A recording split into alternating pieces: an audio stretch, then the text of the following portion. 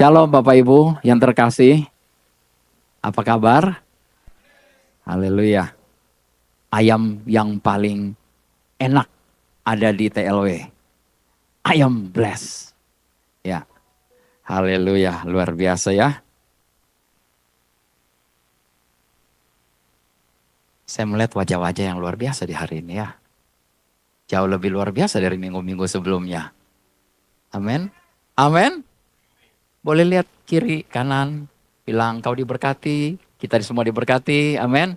Puji Tuhan.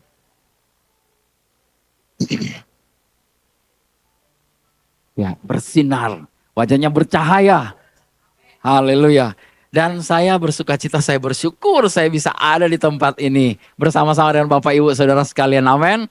Haleluya. Saya senang banget. Betul-betul ini feels like home ya. Benar-benar merasa seperti rumah ya. Amin. Ya, saya beberapa waktu yang lalu saya pergi keluar, maksudnya pergi berkunjung ke tempat-tempat perkumpulan orang-orang lain. Saya nggak mendapat feel seperti di sini. Saya nggak merasa se-safe di tempat di sini. Haleluya. Dan saya tahu karena di tempat sini ada Injil kasih karunia yang diberitakan, kabar baik yang selalu disampaikan, dan itu yang selalu didengung-dengungkan ya. Dan ini yang mengubah hidup kita semua. Amin. Tuhan. Kita masih ada di dalam Efesus 4 ayat 24. Ya, Efesus 4:24 berkata dan mengenakan manusia baru yang telah diciptakan menurut kehendak Allah di dalam apa? Kebenaran dan kekudusan yang sesungguhnya. Ya, new man in true righteousness and holiness. Di dalam kekudusan dan kebenaran yang sesungguhnya. Nah, kita tahu di 2 Korintus 5 ayat 17 berkata, siapa yang di dalam Kristus, ia adalah apa? Ciptaan yang baru. Ciptaan yang baru. Manusia lama kita sudah nggak ada. Yang lama sudah berlalu, sesungguhnya yang baru sudah datang. Nah, saya ada satu pertanyaan buat kita semua. Ya, mungkin kita sering mendengar pernyataan ini, atau kita juga mungkin sering pernah ngomong seperti ini. Ya, pernyataannya seperti ini. Saya terlahir seperti ini loh. Saya memang orangnya begini. Biasanya saya begini. Ya karena memang dari sononya saya begini. Pernah dengar seperti itu? Atau kita suka ngomong seperti itu? Ya. Ini satu pernyataan orang-orang menyatakan gaya hidup mereka, lifestyle mereka, identitas mereka. Siapa mereka? Ya. Orang-orang mulai mencap diri mereka dengan sesuai dengan pola pikir mereka. Ya, karena saya dari kampung, saya anak kampung, saya orang kampung. Bilangnya seperti itu, ya.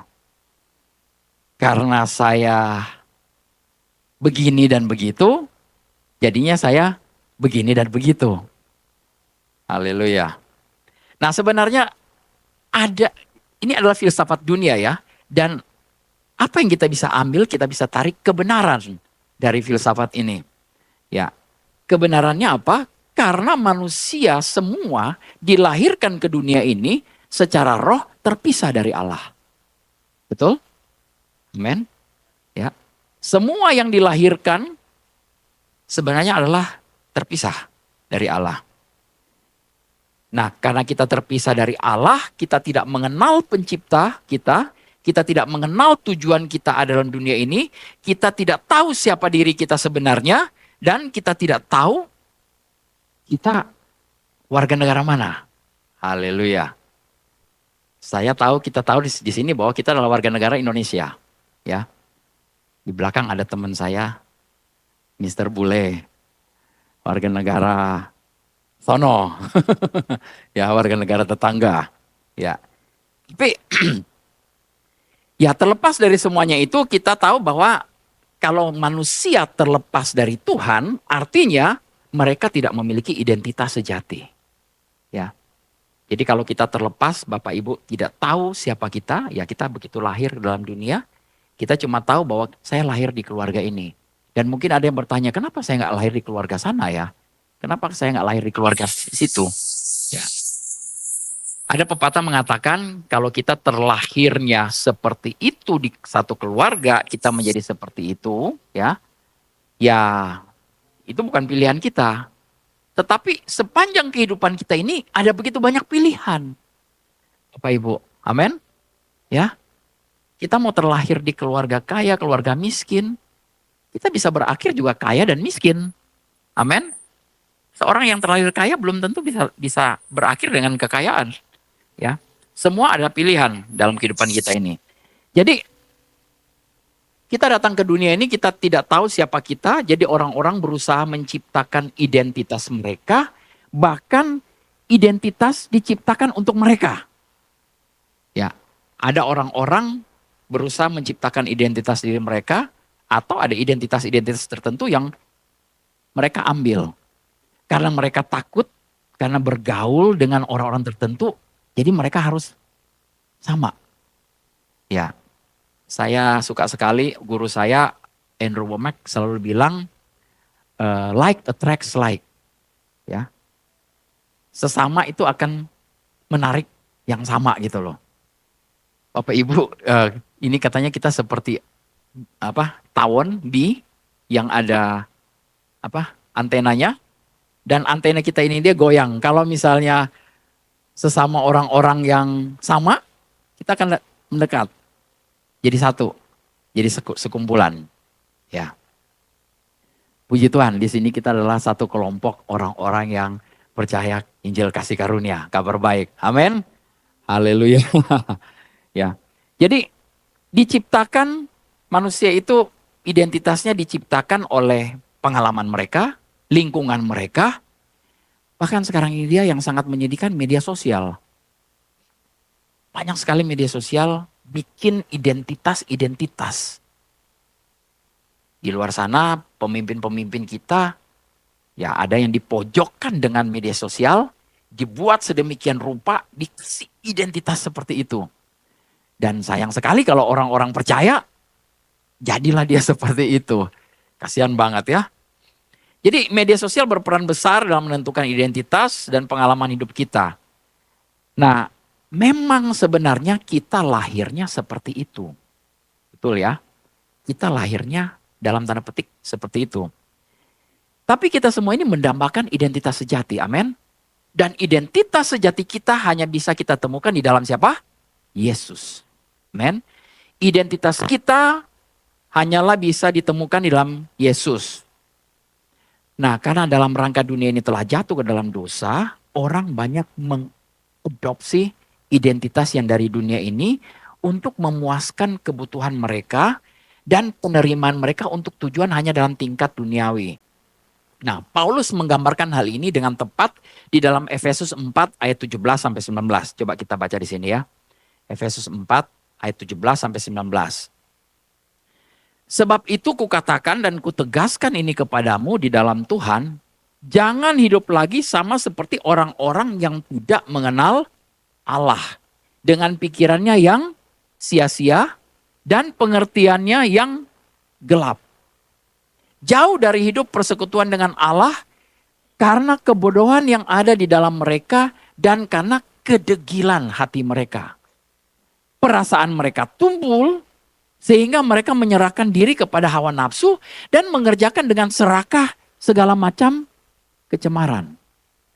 Ini adalah potret identitas manusia lama kita.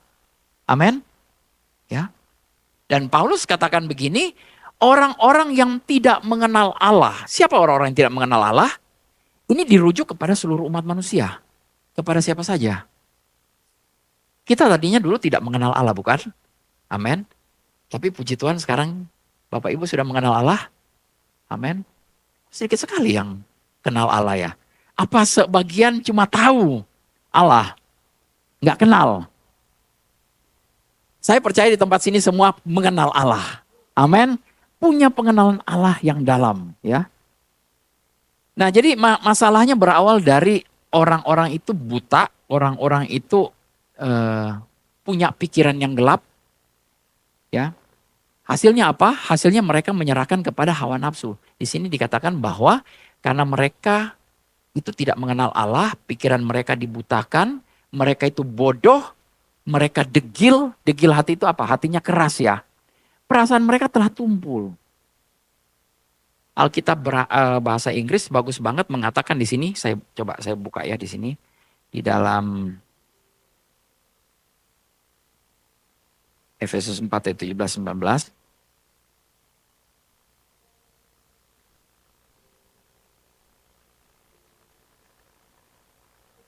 Sebentar ya Bapak Ibu. Saya nggak siapin ini. Tapi di sini dikatakan who having no power of feeling. Feelingnya itu udah nggak punya power, udah nggak punya kuasa lagi. Kenapa? Perasaan mereka juga sudah tercemar. Nah kita tahu bagian perasaan kita ada di mana? Ada di dalam apa? Jiwa. Di jiwa kita ada pikiran, perasaan, dan kehendak. Perasaan kita adalah diciptakan oleh Tuhan. Untuk apa? Untuk supaya tidak tumpul. Perasaan kita ini harusnya punya power. Ada satu kuasa di dalam perasaan kita ini dia. Tapi kalau kita tidak baharui pikiran kita dari hari ke hari dengan kebenaran firman Tuhan, perasaan kita yang akan membawa kita malah merosot. Ya. Bapak Ibu, orang-orang hidup di dunia sekarang ini dia dengan perasaan bukan? Ya. Sebentar-sebentar merasa-merasa. Betul? Ya. Kalau puji-pujiannya kayaknya nggak naik. Aku berasa nih. Ini WL nggak kudus nih kayaknya. Atau song leadernya gimana gitu loh. Perasaan-perasaan. Ya. Keluar sedikit. Lewat satu orang. Dia nggak salamin. Langsung. Rasanya gimana gitu. Perasaan-perasaan. Ya. Bahkan kemarin-kemarin saya sempat ada satu perasaan yang nggak enak. Ya. Perasaannya pengen pilek. Pengen batuk. Ya. Bukanlah kita merasa. Rasa kan? Aduh, rasa nih. Kayaknya ada sesuatu nih. Hidup kita dikuasai oleh perasaan. Dan perasaan itu punya power. Nah di sini dikatakan having no power of feeling. Feelingnya udah gak punya power, gak punya kuasa. Karena sebenarnya perasaan kita ini diciptakan kalau itu connect dengan kebenaran, perasaan kita akan powerful. Amin. Kita akan merasa ini orang ini perlu kebenaran. Tapi kita juga bisa merasa kalau ini orang ini dia nih, kita berhadapan dengan tembok. Kita sampaikan firman, merasa kok, betul? Kalau dia nggak mau kayaknya kayak nggak mau dengar gitu loh. Ya. Kalau ada orang yang seperti itu, saya akan coba paksa dia untuk dengar kata saya. Tapi kalau dia nggak mau dengar ya sudah, saya nggak bisa maksa. Karena kita nggak bisa overpower perasaan orang, betul? Ya, kita hanya perlu memberitakan kabar baik, Injil kasih karunia, ya. Jadi perasaan mereka tumpul. Jadi masalahnya berawal dari kebutaan hati menghasilkan kesia-siaan dalam pikiran gelap. Hasilnya adalah menyerahkan diri kita pada hawa nafsu dan kehidupan yang najis. Nah kemudian karena berasa bersalah, karena rasa ketidakpuasan ini, orang-orang mulai menyalahkan, ya saya memang begitu. Dari sononya begitu. Saya memang gampang tersinggung. Saya memang orangnya pemarah. Nah, gaya hidup, perilaku, perkataan kita atau apapun yang kita manifestasikan itu akibat karena keterpisahan kita dari Tuhan. Tapi puji Tuhan, kita tahu bahwa sekarang kita tidak terpisah lagi dengan Dia. Amin. Berarti gaya hidup kita bukan lagi gaya hidup yang lama, bukan lagi yang seperti itu. Itu adalah identitas palsu kita. Ya. Identitas palsu. Ya Bapak Ibu tahu kalau misalnya ada orang yang suka malsuin KTP ya. Mukanya mungkin muka kita gitu loh. Nama kita tapi yang pakai orang lain gitu. Dia malsuin identitas kita. Ya. Jadi kalau kita bilang kita sudah mulai mencap kita dari sononya seperti itu, sebenarnya kita harus lihat lagi dalam firman Tuhan. Ya. Nah daripada kita menyesuaikan dengan kehidupan yang gelap, yang buta, yang rusak, lebih baik kita mulai sekarang ini kita menyesuaikan dengan apa yang kebenaran katakan tentang kita. Amin. Ya, kehidupan sejati kita. Nah, kita dapat dilahirkan ke dalam realitas yang baru ini, dalam identitas yang baru, dalam tujuan yang sejati. Kenapa Tuhan ciptakan kita dalam dunia ini? Amin. Nah, sifatnya itu bisa mengubah hati kita, bisa memperbarui pikiran kita, dan bisa membebaskan kita dari pencurian identitas. Haleluya. Nah, kalau kita hidup dalam kepalsuan, ya, pakai identitas palsu. Tadi saya udah kasih tahu ya, identitas palsu kita yang tadi ya. Ya, orang yang galau, yang sebentar-sebentar bawa perasaan-perasaan ya. Itu akan menyebabkan orang itu gampang agresif, marah, mengintimidasi. Amin. Ya. Orang-orang seperti ini dia adalah orang-orang yang sebenarnya tidak mengenal Tuhan. Ya. Dan jangan heran, banyak sekali juga hamba-hamba Tuhan yang suka mengintimidasi. Puji Tuhan. Di sini di sini firman Tuhannya sangat-sangat tidak mengintimidasi. Amin. Atau Bapak Ibu mau yang mengintimidasi? Saya bisa seketika saya bisa ganti. Saya heran kenapa orang-orang di luar sana suka dengan kabar-kabar yang mengintimidasi. Yang seakan-akan aduh, ditusuk-tusuk gitu ya. Saya cuma tahu bahwa Roh Kudus yang menginsafkan. Amin. Hanya Roh Kudus yang menginsafkan. Kita ini adalah saksi. Nah saksi, Bapak Ibu gak perlu ngomong ke orang lain. Kamu salah, kamu berdosa. Kamu najis, kamu gak kudus. Gak perlu ngomong begitu, orangnya udah tahu. Udah tahu kalau hidupnya udah penuh dengan dosa, salah, najis. Kalau kita robah kata-kata kita, kita hanya memberitakan kabar baik. Kita memberitakan bahwa Tuhan baik. Tuhan mengasihimu. Tuhan sayang sama engkau. Ya. Itu ketemu dengan penginsafan yang dari Roh Kudus. Bertobat orangnya. Amin. Kita gak perlu ngomong. Kalau misalnya kita berselisih dengan saudara kita atau dengan siapa ya. Kita seakan-akan menjadi penasihat ajaib. Kita mau coba menasihati. Hanya Roh Kudus yang jadi penasihat ajaib. Amin. Ya. Kita boleh menasihati mereka. Tetapi ada bedanya antara menasihati dan mengintimidasi. Betul? Ya. Jangan sampai nasihat kita itu jadi intimidasi. Ya. Kalau kamu gak percaya Yesus, kamu masuk neraka loh. Itu kabar baik gak? Ya buat beberapa orang itu bukan kabar baik. Itu tambah mereka marah.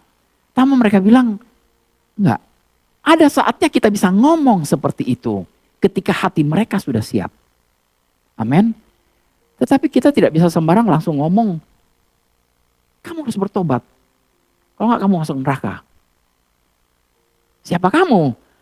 Ya neraka yang milik lo. Haleluya. Jadi siapa yang ada dalam Kristus adalah ciptaan yang baru, yang lama sudah berlalu, sesungguhnya yang baru sudah datang. Manusia baru kita ini adalah betul-betul manusia yang baru, amin. Roh kita manusia baru, roh kita sempurna, roh kita kudus, roh kita lah yang menjadi, yang sudah dibaharui, dibungkus oleh Roh Kudus, tidak bisa ditembus oleh dosa, amin. Tidak bisa berdosa, amin. Bapak Ibu bisa berdosa lagi enggak? Bisa jatuh dalam dosa, tapi perlu usaha untuk berdosa. Amin. Ya. Karena bukan sifat kita lagi, bukan nature kita. Ya. Kalau ikan, nature-nya di mana? Di air. Kalau dia loncat ke darat, masih bisa hidup? Masih bisa, berusaha dia untuk hidup. Megap-megap. Tapi dia harus cepat-cepat balik ke air. Nah nature kita ada dalam kebenaran. Ada dalam firman ya, amin. kita nggak bisa mungkin keluar dari kebenaran. Kita akan menggap-menggap. Ya. Kita akan sebenarnya Bapak Ibu harus berusaha untuk keluar dari kebenaran. Berusahanya dengan cara apa? Sama. Dengan sebagaimana kita membaharui pikiran kita dengan kebenaran, begitu juga kita mungkin membaharui pikiran kita dengan ketidakbenaran. Ada begitu banyak ketidakbenaran di luar sana kalau kita tinggal memilih mau baharui dengan kebenaran, dengan firman Tuhan, atau yang tidak benar. Nah, banyak hal yang tidak benar di luar sana, ya kita tinggal pilih, amin. Ya. Jadi kita menerima Yesus Kristus sebagai Tuhan dan Juru Selamat, kita percaya dalam hati, ya. Kita mengaku dengan mulut, kita dilahirkan kembali, amin. Ya, Bapak Ibu di sini sudah ada yang sudah lahir baru? Siapa yang lahir baru semua di sini? Boleh angkat tangan, amin. Ada yang belum lahir baru? Kalau ada yang belum lahir baru, saya bisa menuntun Bapak Ibu untuk lahir baru. Ya. Kita itu ketika lahir baru, kita dipindahkan dari kerajaan gelap kepada kerajaan terang. Amin. Coba tunjukin ayat berikutnya. Kolose 1 ayat 13 ini ayat powerful banget. Ya. Ia telah melepaskan kita dari kuasa kegelapan dan memindahkan kita ke dalam kerajaan anaknya yang kekasih. Amin. Kita dipindahkan dari kerajaan gelap, dilepaskan dari kerajaan gelap, dipindahkan ke dalam kerajaan anaknya yang kekasih. Kita dipindahkan ke warga negaraannya. Amin. Puji Tuhan. Tadinya punya paspor yang lama, sekarang punya paspor yang baru. Ada gambar paspor di situ. Nah, ini paspor saya ya. Bapak Ibu punya paspor ini sebenarnya. Mungkin banyak di antara kita mungkin belum punya paspor. Nggak apa-apa, itu gampang, bisa langsung diurus kok. Ya, begitu diurus kita bisa dapat terima paspornya. Di paspor ini ada identitas kita. Ya, ada kalau paspor yang baru sekarang Indonesia, kemarin baru diperkenalkan warnanya merah ya, berlaku untuk 10 tahun. Ya, punya saya juga sudah berlaku 10 tahun sih. Tapi di dalamnya kalau Bapak Ibu buka, cuman ada nama, tanggal lahir, dikeluarkan di mana, tanggal berlakunya, mulai kapan sampai kapan. Itu aja. Tapi ternyata di situ ada yang namanya chip, RFID-nya. Ya, di dalamnya tersimpan banyak hal. Di dalam tersimpan biometrik kita, sidik jari kita, mata kita ini. Ini nggak ada yang bisa diduplikasi. Sidik jari kita nggak bisa diduplikasi satupun, ya. Berbeda dari bermiliar-miliar orang berbeda semua. Ya, itu tersimpan di dalam RFID-nya. Jadi siapa kita itu betul-betul ada di dalam paspor kita ini. Ya. Makanya repot kalau hilang. Saya pernah kehilangan paspor ya, susah. Sampai di interview 3 jam.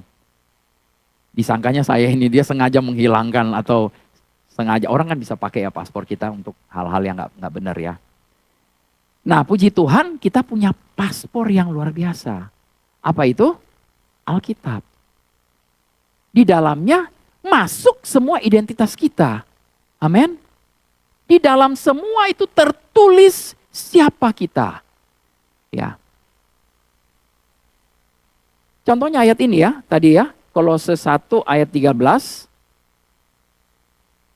Balik lagi kayak tadi, Kolose 1 ayat 13 berkata, ia telah melepaskan kita dari kuasa kegelapan dan memindahkan kita ke dalam kerajaan anaknya yang kekasih. Nah, Bapak Ibu, ayat ini sudah digenapi. Sudah selesai, amin. Ya. Ia sudah melepaskan kita. Kita tidak berusaha lagi melepaskan diri kita dari kuasa iblis. Apakah ada yang di sini yang masih berusaha untuk, Pak Dolfi saya kayaknya masih diikat sama iblis. Saya masih terikat dengan sesuatu. No. Ayat ini jelas-jelas mengatakan, ia itu siapa? Yesus. Telah, kalau telah artinya apa? Sudah. Artinya sudah apa? Telah. Artinya telah apa? Sudah, ini bolak-balik, sudah. Sudah selesai. Sudah apa? Sudah dilepaskan. sudah dibebaskan. Alkitab bahasa Inggris mengatakan he had delivered. Had delivered. Bentuk past tense. Ya. Jadi kita bukan lagi berusaha untuk keluar dari kerajaan gelap. Ada yang masih berusaha keluar dari kerajaan gelap? Kita semua harus menyadari bahwa kita ini betul-betul sudah dikeluarin. Bukan dengan usaha kita, amin. Karena hanya dengan menerima Yesus sebagai Tuhan Juru Selamat, kita dipindahin dari kerajaan gelap kepada kerajaan terang. Sekarang sudah dipindahin belum? Sudah. Berarti kita perlu berusaha lagi enggak? Enggak. Yang namanya sudah dipindah ya. Arti amin ya. Jadi ini sudah selesai, kita hanya harus mempercayainya. Amin. Berarti sekarang masalahnya apa? Masalahnya kita hanya perlu melawan kebohongan iblis. Amin. Iblis yang masih berbohong bahwa kita ini masih terikat. Kita masih dalam kuasanya. Kita masih punya manusia yang lama. No. Ya. Yang kita lawan sekarang hanyalah kebohongan iblis. Yang mengatakan kita masih ada dalam perbudakan. Yang mengatakan kita masih sakit. Yang mengatakan kita masih miskin, masih melarat.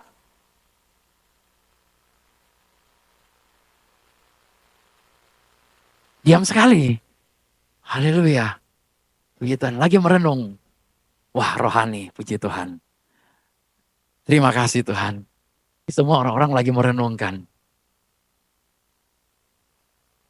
Jadi jangan mau lagi dibohongin oleh iblis. Amin. Amin. Ya. Bapak Ibu sudah dikeluarkan dari kerajaan gelap. Ayat ini begitu powerful. Coba ambil waktu sejenak untuk benar-benar merenungkan. Iya, Yesus sudah melepaskan kita. Dari apa? Kuasa kegelapan. Kegelapan itu penuh kuasa, tapi kuasanya itu sudah ditaklukkan. Amin. Ya. Jadi jangan mau terima lagi hal-hal ini ya. Jangan mau terima lagi bahwa ya saya dari sononya suka sakit kepala. Saya dari sononya suka sakit mah. Saya memang begitu orangnya. Itu kegelapan. Dan kita sudah lepas dari kegelapan itu. Amin. Kita bukan lagi orang yang pemarah, yang gampang tersinggung. Amin. Itu adalah kebohongan iblis. Paling tidak jangan katakan hal itu. Amin. Ya, bahkan firman Tuhan bilang jangan dipikirkan pun jangan. Filipi 4 ayat 8 berkata kita harus memikirkan semua yang apa? Benar, semua yang mulia, semua yang adil, semua yang suci, yang manis, yang sedap didengar, semua yang disebut kebajikan dan patut dipuji. Jadi kita tidak lagi berusaha untuk dipindahkan dari kerajaan gelap kepada kerajaan Allah, kepada kerajaan anak yang kekasih. Kita sudah dipindahkan, kita sudah berada di sana, kita sudah berada di satu tempat bersama Yesus dalam suatu posisi surgawi, mulia, amin, terhormat, amin. Kita tidak perlu lagi mencuri-curi kemuliaannya. Masih ada orang bilang, Tuhan jangan sampai aku mencuri kemuliaan-Mu. Ya gimana kita mau mencuri sesuatu sudah diberikan kepada kita kok. Ya, kemuliaan Tuhan sudah diberikan kepada Bapak Ibu, amin. Boleh kasih tahu kiri kanan kamu penuh dengan kemuliaan Tuhan, amin. Haleluya, puji Tuhan. Saya melihat wajah-wajah orang yang penuh dengan kemuliaan Tuhan. Amin. Ya. Tuhan, jangan curi kemuliaan. Biarlah aku tidak mencuri kemuliaan-Mu. Itu perkataan-perkataan kita yang lama, yang harusnya kita rubah. Mestinya kita mengucap syukur. Tuhan, terima kasih aku penuh dengan kemuliaan-Mu. Amin. Kebajikan dan kemurahan akan mengikuti aku seumur hidupku. Aku tinggal di dalam rumah-Mu sepanjang masa, amin. Aku tidak akan mengalami hal-hal yang dialami oleh dunia ini. Karena aku warga negara kerajaan surga. Aku pemegang paspor surga. Amin. Haleluya. Puji Tuhan ya. Di dalam Kolose 3 ayat 1. Ya, Kolose 3 ayat 1. Berkata karena itu kalau kamu dibangkitkan bersama dengan Kristus. Carilah perkara yang di atas. Di mana Kristus ada. Duduk di sebelah kanan Allah Bapa. Bapak Ibu, posisi kita di mana sekarang? Di atas, ya. Cari perkara-perkara yang di atas, bukan yang di bawah. Yang di bawah ini berbicara soal hal-hal yang jahat yang dari si iblis. Kita harus cari perkara-perkara yang di atas. Mata kita harus ke atas, bukan mata kita ke bawah. Tapi ada yang berusaha sebentar-sebentar ke atas, sebentar-sebentar ke bawah. Ke atas ke bawah, lama-lama jereng matanya. Sakit matanya Bapak Ibu ya. Fokus kita harusnya selalu ke atas. Ke perkara-perkara yang di atas. Ada apa di atas? Hal-hal yang dalam kerajaan surga. Firman Tuhan katakan segala berkat rohani dalam kerajaan surga sudah dicurahkan kepada kita. Kita melihat ke atas sesuatu yang dicurahkan kepada kita. Dan kita menerimanya, amin. Kita terima dengan penuh ucapan syukur, haleluya. Jadi, jangan lihat lagi ke bawah. Amin. Tapi saya mau berusaha untuk nggak pakai kata jangan sih ya. Kalau saya bilang ada tulisan jangan lihat ke kiri. Langsung pada lihat ke kiri. Jadi kalau saya bilang jangan lihat ke bawah. Bapak Ibu nanti lihatnya ke bawah. Haleluya. Saya akan selalu fokus, saya mau kita fokus pada yang di atas. Amin. Haleluya. Kita harus memilih. Ya, fokus pada hanya satu aja. Hal-hal yang di atas. Dan fakta bahwa Paulus mengatakan ini berarti apa? Ini sesuatu yang bisa kita lakukan. Ya. Karena kita sudah mati dan kita sudah dibangkitkan bersama dengan Kristus. Carilah perkara yang di atas. Apa yang sekarang kita cari? Perkara apa yang Bapak Ibu cari? Apa Bapak Ibu sementara cari-cari perkara?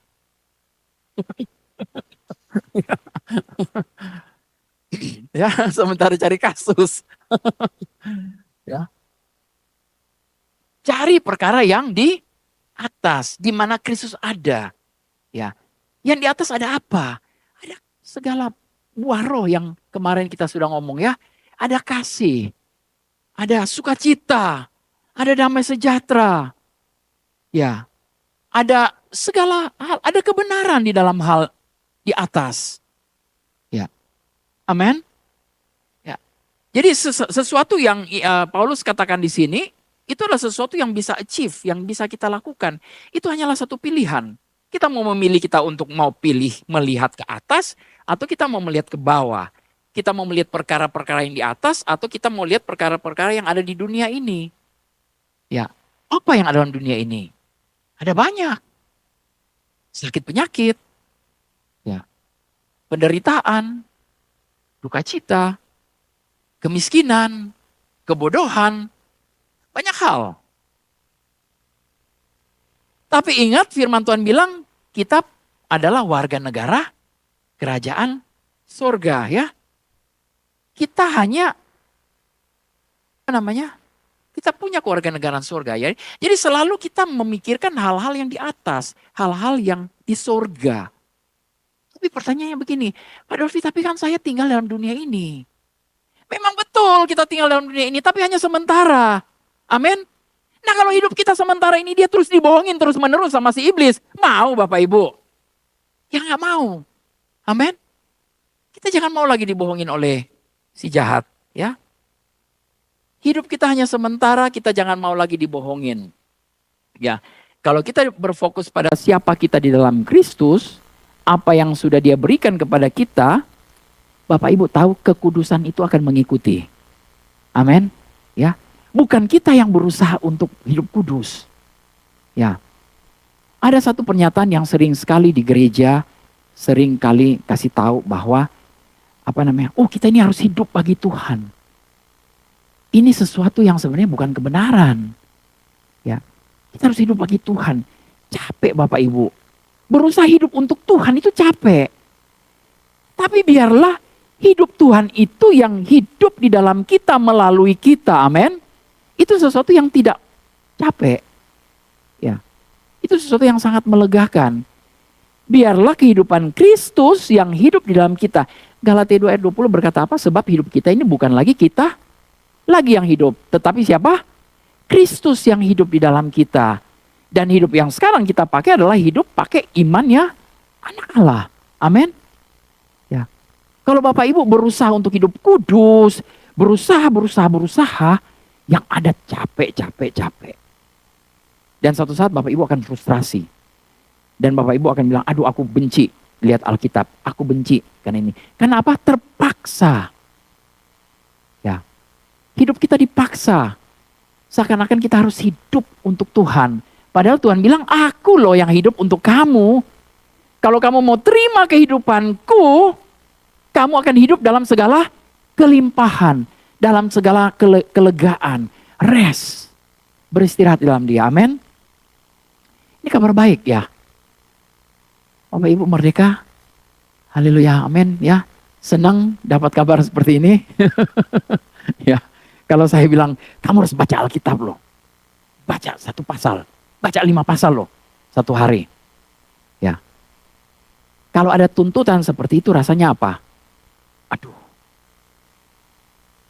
Saya pernah baca 1 hari Matius, Markus, Lukas, Yohanes. Ya. Begitu rasa baca Matius, Markus, Lukas, Yohanes, begitu selesai baca itu, wah, luar biasa saya. Kudus sekali ya.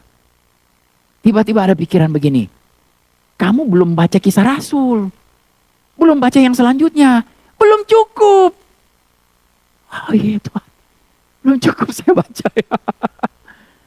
Langsung apa? Lemes. Karena apa? Karena tuntutan. Ya. Kenapa kita mau baca firman Tuhan? Karena di situ kita melihat identitas kita. Amin. Kita perlu belajar, kita perlu lihat. Ya, dengan keinginan tahuan kita membaca, kita melihat, kita merenungkan. Setelah itu kita tahu, oh ternyata saya seperti ini. Saya adalah ciptaan yang baru. Saya sudah dipindahkan dari kerajaan gelap loh kepada kerajaan terang. Amin. Haleluya. Bapak Ibu belum sadar juga. Boleh tepuk-tepuk kiri kanan bilang, halo teman, kamu sudah dipindahin dari kerajaan gelap. Sekarang sudah ada di kerajaan baru. Amin, kerajaan anaknya. Kamu sudah punya paspor yang baru, amin. Ya. Kalau tepoknya kurang kencang, ya lebih kencang lagi. Biar temannya sadar. Ya. Seringkali kita sibuk dengan posisi kita yang ada di dunia ini. Ya. Kita banyak sekali sibuk dengan posisi kita yang ada di dunia ini dia. Supaya bagaimana kita hidup lebih kudus lagi. Bagaimana bisa lebih menyenangkan hati Tuhan lagi. Ya. Bukankah ini yang sering kita dengar, didengung-dengungkan? Ya, bagaimana caranya? Kita mau menyenangkan hati Tuhan. Loh Tuhan sudah di dalam hati kita.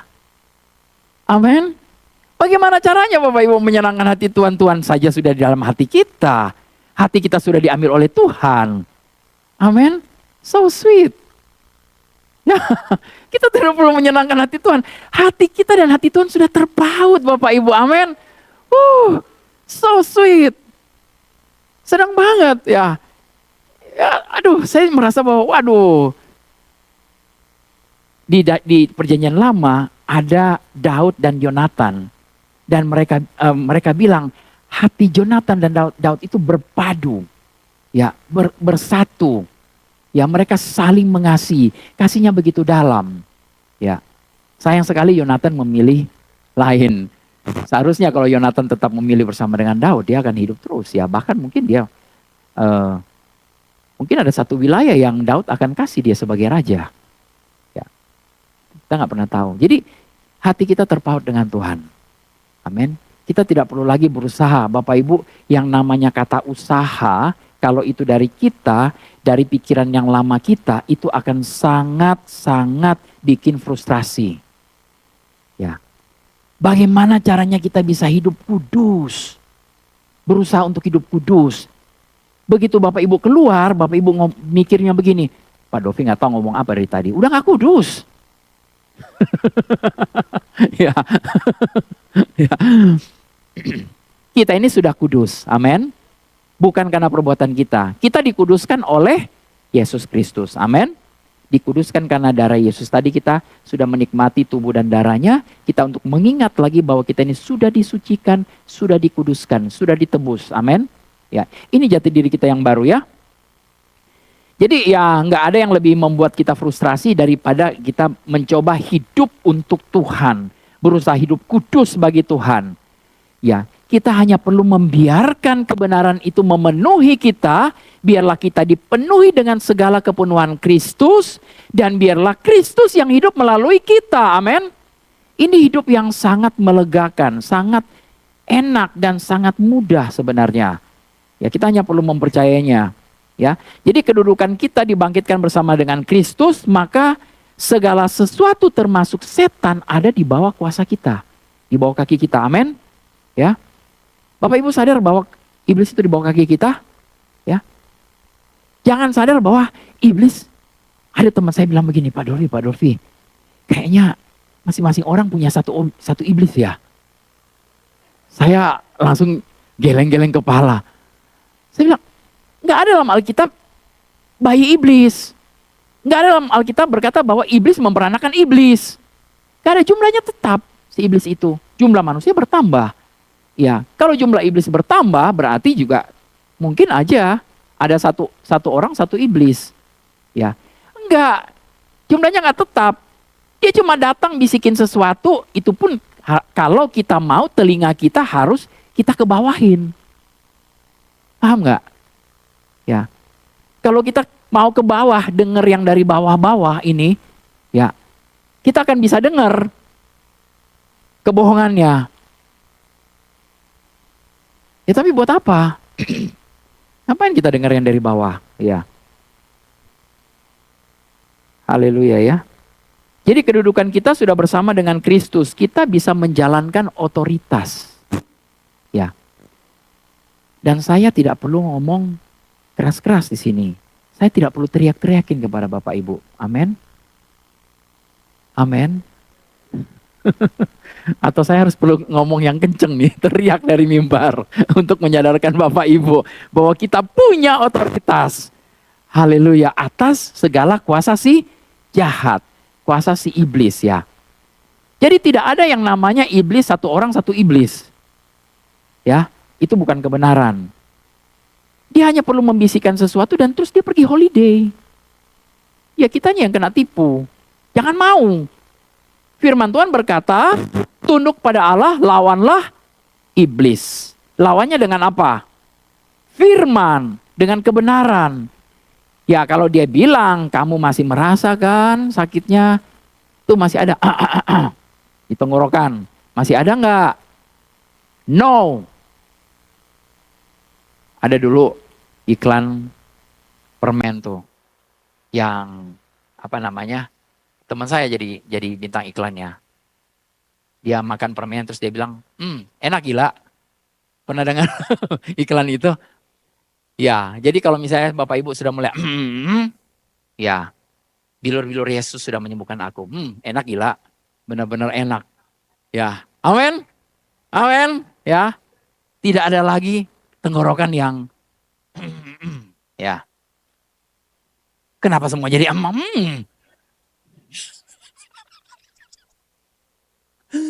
Aduh, haleluya. Tuhan, maafkan saya. Saya harus fokus kembali ke hal-hal yang di atas. Amin. Kita semua kembali fokus pada yang di atas ya. Ya, jadi kita harus perlu menjalankan otoritas kita di zaman yang jahat ini dengan memberitakan Injil kasih karunia. Amin ya. Saya melihat begitu banyak kabar buruk di dunia ini. Bahkan banyak minta maaf kepada rekan-rekan, ada banyak rekan-rekan juga sesama anak Tuhan, orang Kristen yang memberitakan kabar buruk, dibungkus akan rohani. Kabarnya sangat mengintimidasi, sangat membuat orang gak nyaman, gak enak gitu loh. Bukan sesuatu yang melegakan, bukan sesuatu yang akan memerdekakan. Ingat, firman Tuhan berkata kamu akan mengetahui kebenaran dan kebenaran itu akan memerdekakan. Kalau kamu mendengar kebenaran, terus kebenaran itu tidak memerdekakan, berarti orang itu sementara tidak memberitakan kebenaran. Apa yang diberitakan? Ya ketidakbenaran. Sesuatu yang gak benar. Kalau ya saya berharap puji Tuhan ya Bapak Ibu selesai dari acara ibadah ini, nanti sebentar fellowship, saya bisa mendengar, aduh puji Tuhan betapa melegakannya firman Tuhan hari ini. Sungguh kabar baik buat saya. Bukan sesuatu yang mengintimidasi, bukan sesuatu yang bikin kita, aduh kayaknya beban berat. Pak Dolfi, saya sudah punya banyak beban nih. Ransel saya sudah berat. Saya tadinya mau bawa ini dia ke TLW. Mau tuangin ke TLW di sini. Tapi kemudian saya terima lagi beban lagi. Ya, puji Tuhan di sini nggak ada. Haleluya. Amin. Semua beban bisa datang bawa kepada Yesus. Amin. Jangan bawa kepada saya. Peringatan-peringatan jangan bawa kepada saya. Ya, nggak apa-apa sih kalau Bapak Ibu mau bawa kepada saya juga akan bawa kepada Yesus. Amin. Ya, pasti saya akan ajak Bapak Ibu untuk membawa kepada Yesus. Banyak sekali orang tanya kepada saya, Pak Dolfi, apa solusinya untuk ini? Apa solusi untuk itu? Saya pinjam dari teman saya yang warga negara tetangga sana. Dia selalu bilang begini, apa yang direnungkan hari ini? Apa yang kamu renungkan hari ini? Jadi kalau setiap ada masalah, persoalan Bapak Ibu, ya, tanya dulu kepada diri kita sendiri. Saya lagi merenungkan apa ya hari ini? Kok saya terbawa fokus kepada hal-hal yang di bawah, bukan fokus kepada hal-hal yang di atas. Ya, kalau ada yang masalah kita hadapi terus masalah itu membuat kita kayaknya uring-uringan, gelisah dan lain sebagainya, cek. Ya, Bapak Ibu nggak perlu bawa sampah ini kepada orang lain, minta solusi, tapi cek dulu, apa yang saya renungkan? Apa yang sementara saya tabur dalam hati saya? Benih apa yang saya taruh? Ya, apakah kehidupan, benih firman? Itu tergantung kita kan, pilihan kita, amin. Ya. Jadi kalau galau, kalau penuh dengan masalah, Pak Dolfi tolong dong doakan. Oke, nggak apa-apa, saya akan doakan. Tetapi jangan minta solusi. Kalau saudara mau minta solusi ke saya akan kembali lagi. Saya bilang, firman apa yang sementara direnungkan? Itu aja jawaban saya. Saya sekarang ini saya memilih untuk saya tidak mau capek-capek memikirkan masalah orang. Amin. Dan Bapak Ibu juga boleh memilih untuk jangan capek-capek memikirkan masalah orang. Kita jangan menjadi Tuhan bagi orang lain. Biarlah Tuhan menjadi Tuhan. Amin. Kita bawa orang lain kepada Tuhan. Bukan kita menjadi Tuhan bagi mereka. Yang ada sebentar-sebentar orang datang kepada kita. Minta solusi, minta masalah. Emangnya gue dukun? Ya, enggak ya. Saya akan selalu bawa Bapak Ibu untuk datang kepada firman. Ya, saya akan selalu tanya, apa firmannya untuk ini? Terus kalau jawabannya enggak ada, ya oke, mari kita cari sama-sama. Saya punya ayat ini nih. Mari renungkan ayat ini sama-sama. Ayat ini bisa menjadi jawaban. Oh, oke, puji Tuhan. Ada ayat lain lagi enggak? Ada. Tapi cari dong sendiri. Amin. Jangan sebentar-sebentar minta tolong cariin. Ya.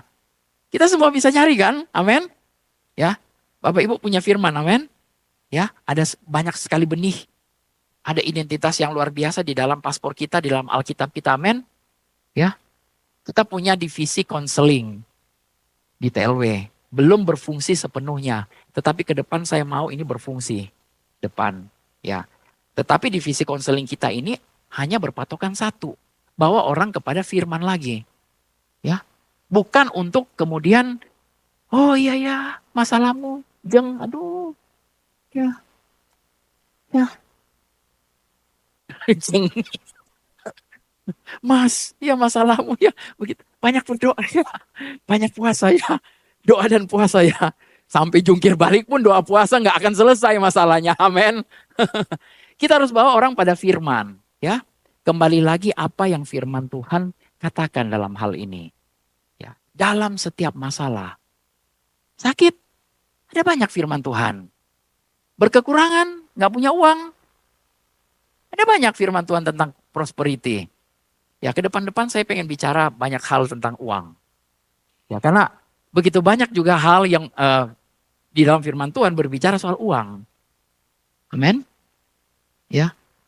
Jadi kembali lagi kita perlu tahu bahwa kita ini hidup Karena firman, amin. Ya, ya karena kita dibangkitkan bersama Yesus dan duduk bersama dia di tempat surgawi, apa yang berlaku bagi dia, berlaku juga bagi kita di dalam roh kita, amin.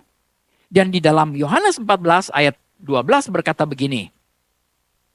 Boleh kita baca sama-sama? 1, 2, 3.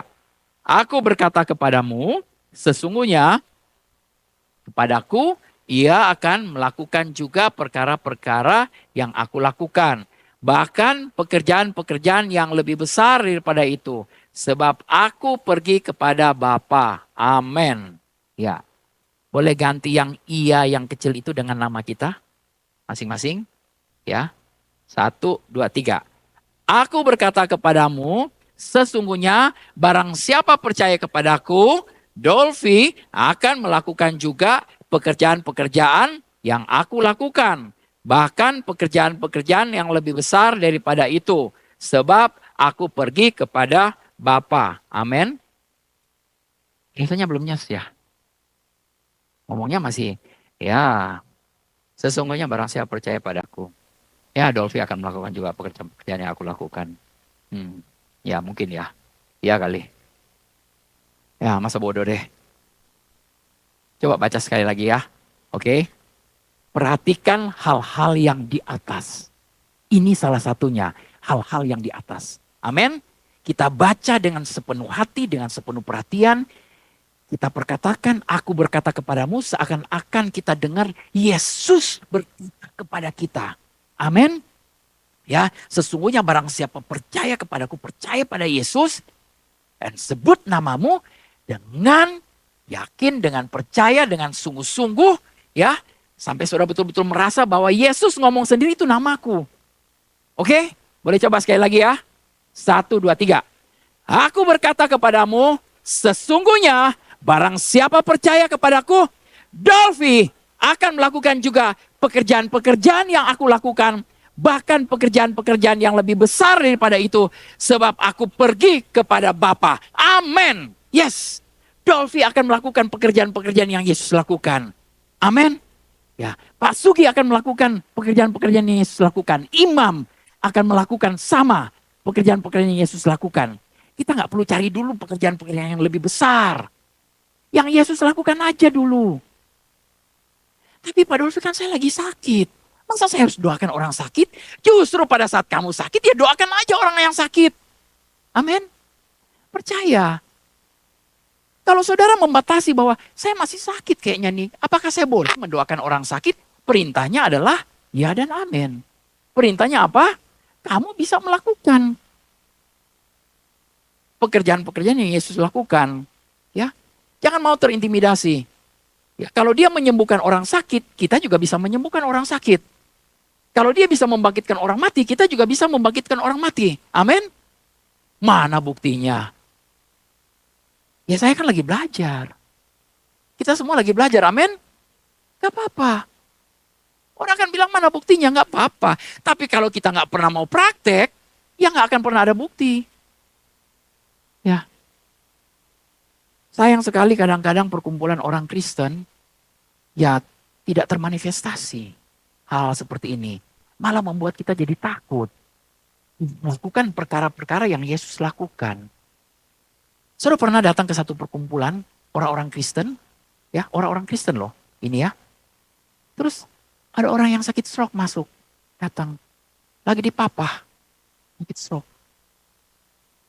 Terus semua orang Kristen itu sibuk sendiri, pada ngomongin. Mereka lihat tapi pada ngomongin, pura-pura nggak ngelihat. Pernah ke tempat kayak begitu? Ya saya beberapa kali pernah datang ke situ, ya. Jangan ragu-ragu, kita datang aja. Kenapa? Ingat firman ini. Yohanes 4 ayat 12. Ya. Tapi kalau orangnya nggak sembuh gimana Pak Dolphy? Ya nggak apa-apa. Namanya kita baru belajar. Belajar dulu. Amin. Lepaskan kuasa.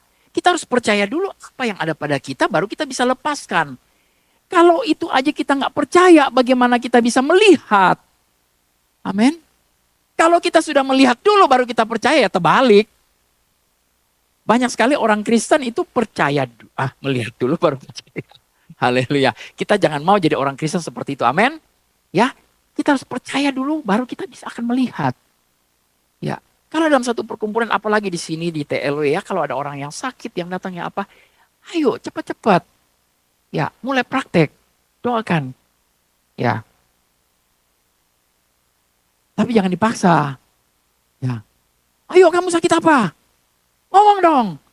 Kalau ngomong ngerasa enggak, bukan begitu ya. Ya. Jadi ayat ini menjelaskan sekali bahwa rencana Tuhan itu mau melakukan pekerjaan-pekerjaan ajaib melalui siapa? Melalui kita. Tetapi kenapa kita tidak melihat begitu banyak perbuatan ajaib? Karena banyak orang yang nggak percaya. Amin. Yesus membuat mata orang buta melihat, orang tuli mendengar, orang pincang, orang lumpuh itu bisa berjalan. Orang mati bahkan bisa bangkit. Orang yang sudah 4 hari, yang harusnya seluruh organ tubuh dia sudah mulai rusak. Tapi kok bisa bangkit? Ya, saya terkagum-kagum. Dan saya mulai membayangkan kalau saya ada di tempat situ, ada Lazarus di dalam kubur, terus saya jadi Yesusnya, saya datang, saya berani nggak ya teriak kenceng-kenceng. Firman Tuhan bilang, Yesus bukan ngomong bisik-bisik. Yesus bukan bilang, Lazarus bangkit dong. Ya kalau nggak bangkit kan saya jadi nggak malu. Ya kalau ngomong bisik-bisik kan saya nggak malu. Tapi Yesus dengan keras, Lazarus keluar. Kalau Lazarus nggak keluar, malu nggak? Kalau kita yang jadi seperti Yesus itu, orangnya nggak bangkit, malu. Ya masa bodoh. Kita bisa bilang kita baru belajar. Haleluya, amin. Ya, on the trainee, on the job trainee program. Ya, amin. Ya.